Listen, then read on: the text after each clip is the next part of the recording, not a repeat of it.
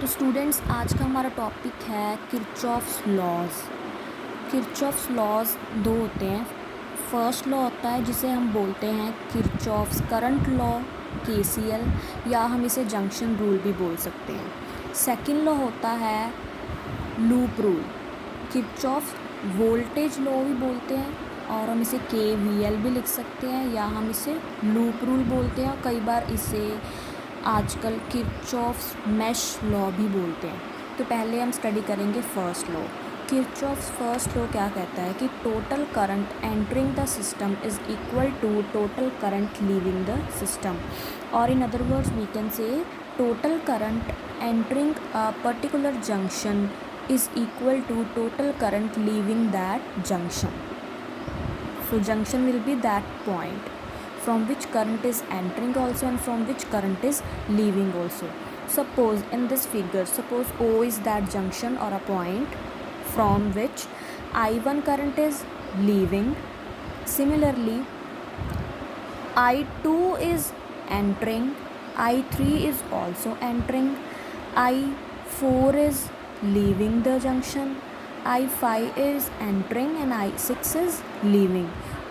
In this diagram हम अपनी मर्जी से जो मर्जी करंट्स एंटर करा सकते हैं, जो मर्जी करंट्स लीव करा सकते हैं. This is just an example to confirm this definition.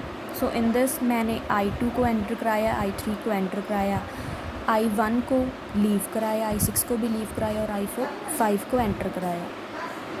सो इसको हम अगर मैथमेटिकल लिखेंगे तो कैसे लिखेंगे? इसके लिए एक अजम्पशन है कि current entering the junction is always taken as positive and current leaving the junction is always taken as negative. ये सपोजिशन है. तो इस सपोजिशन को लेते हुए हम इसको मैथमेटिकली कैसे लिखेंगे? जो तो करंट एंटर कर रहे हैं जंक्शन में उन्हें पॉजिटिव लिखेंगे. तो क्या बनेगा?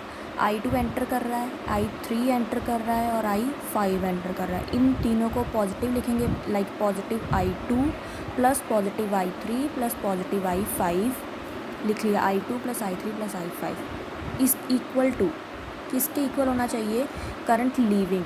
लीव कौन कौन से करंट कर रहे हैं? I1 लीव कर रहा है, I4 लीव कर रहा है और I6 लीव कर रहा है. तो इनका सम इक्वल टू किसके सम के इक्वल होगा? जो करंट लीव कर रहे हैं.